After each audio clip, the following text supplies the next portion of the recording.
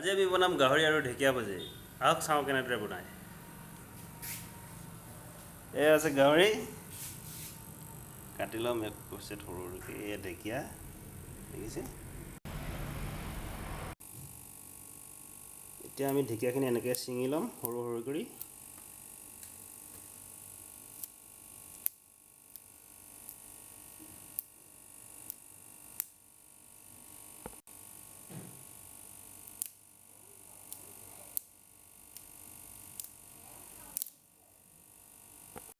এয়া এনেদৰে ছিঙি ল'লোঁ। এতিয়া গাহৰিটো সৰু সৰুকৈ কাটি ল'ম।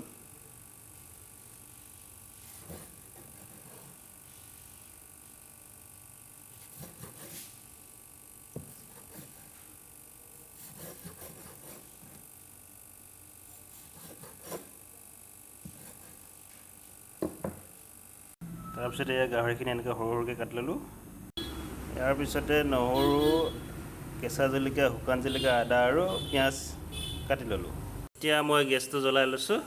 তাৰপিছত কেৰাহীখন অলপ দেৰি গৰম হ'বলৈ দিম। এতিয়া মোৰ কেৰাহী গৰম হৈ গৈছে। এতিয়া তেল দিম। তেলটো অলপ সম পৰিমাণে চাই দিলেই হৈ গ'ল। তাৰপাছত মই প্ৰথমে পিঁয়াজখিনি দিম।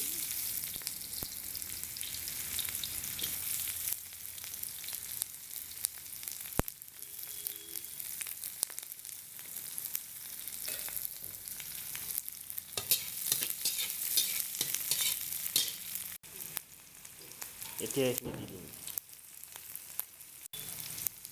এতিয়া ৰঙা নোহোৱালৈকে অলপ দেৰি এনেকৈ সিজাই থাকোঁ।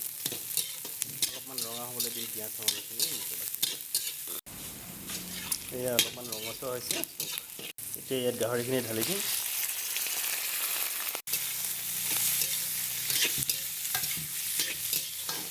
তাৰপিছত এনেকৈ অলপ মিক্স কৰি ল'ম। অলপ সময় এনেকৈ মিক্স কৰি ঢাকি দিম।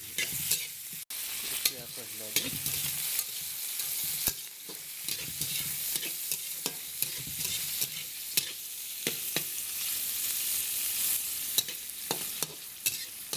এতিয়া অলপমান হালধি দিম। তাৰপাছত নিমখ দিম। তাৰপিছত এনেকৈ মিক্স কৰি দিম।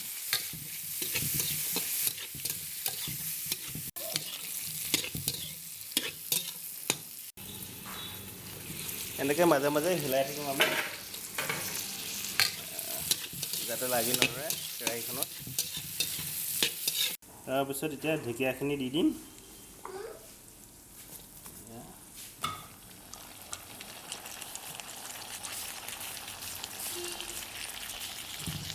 ঢেকীয়াখিনি দি এতিয়া ভালদৰে মিক্স কৰি দিম।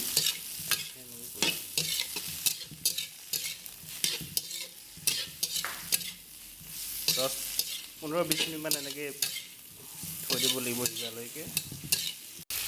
তাৰপিছত এনেকৈ মাজে মাজে হিলাই থাকিব আপুনি। কি ধুনীয়া ৰং উঠিছে চাওক।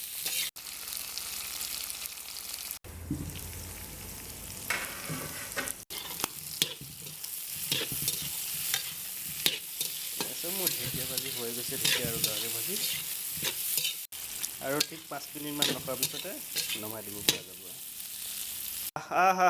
হৈ গৈছে চাগে দেই। এয়া চাওক কি ধুনীয়া সুন্দৰ ৰং। বাহ, একদম খাব পৰা হৈ গ'ল আৰু। এতিয়া বেলেগ এটা পাত্ৰত কাঢ়ি দিম। চাওক মোৰ ৰেডি গাহৰি আৰু ঢেকীয়া ভাজি। কি সুন্দৰ ৰং।